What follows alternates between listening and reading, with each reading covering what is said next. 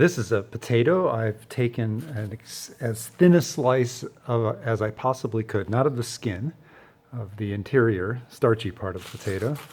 And I have then put a drop of iodine on it under a cover slip. I've got the mechanical stage as high as it'll go. I'm now using the coarse adjustment focus to get it into focus.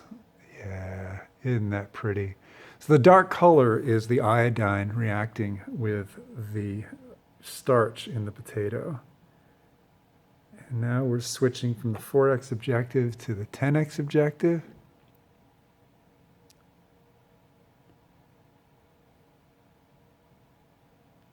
Looking for something pretty.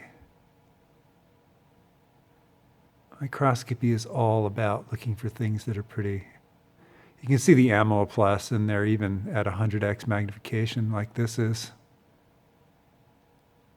They seem to have too much iodine associated with them on the very edges, and so they're not quite as pretty.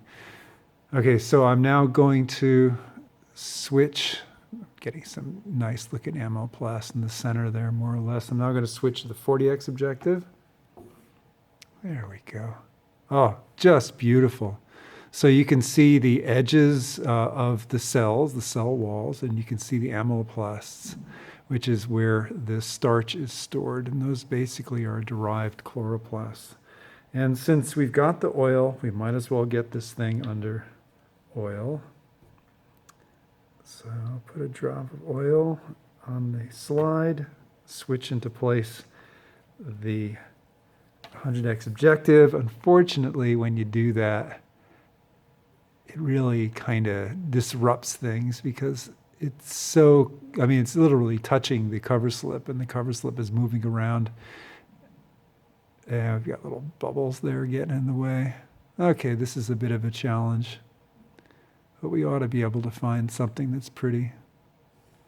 There, look at all those amyloplasts, adjusting the iris diaphragm, opening, giving us a little bit more light by opening up a little bit more.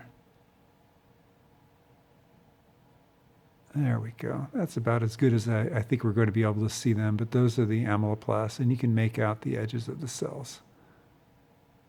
Okay, that's the potato.